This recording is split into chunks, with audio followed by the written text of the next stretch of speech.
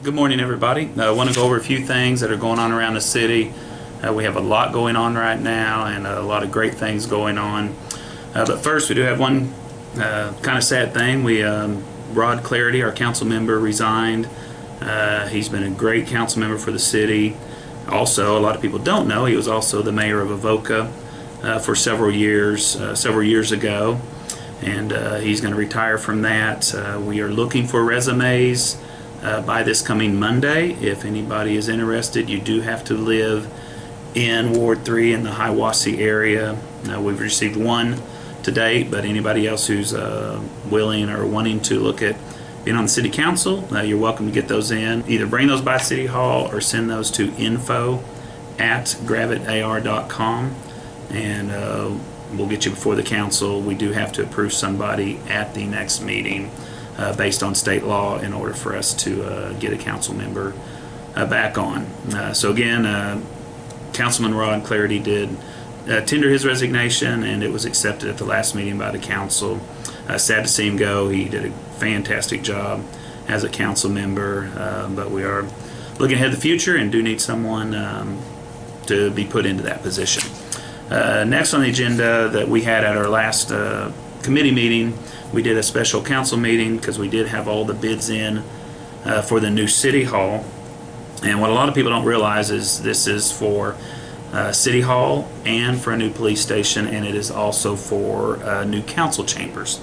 The city hasn't really had council chambers since 2007, since we moved off of Main Street.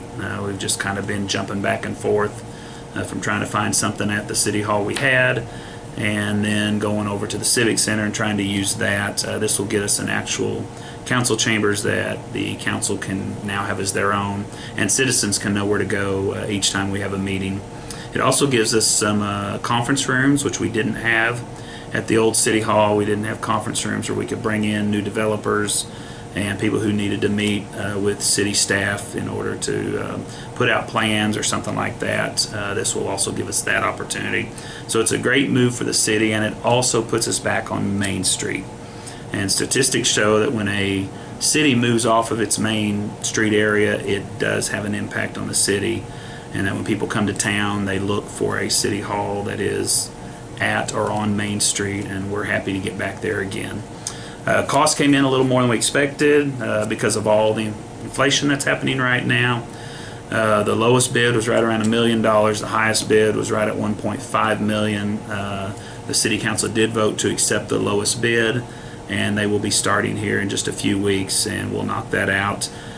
We did have the money from the sale of the old property that we've added to that to purchase a building. Some of that will also go to remodeling it, but then we also have been putting back a little bit of money each year since I've been in office, and the city has the funds to be able to pay for this 100% without taking any loans out or going out for money from anywhere else. And so the good thing is we're able to get this done. The way this will be done, this should be a building for the next 50, 75 years without any issue that the city will be able to have as a permanent location that can be used. So we're happy to get started on that.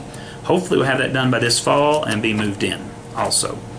We have another TAP grant resolution, and this goes back to getting our sidewalks cleaned up and getting trails around the town. And we've been doing this as a way to be able to get old broken down sidewalks replaced, but we replace them with an 8-foot wide sidewalk, which then makes it a trail, and it allows us to be able to get money.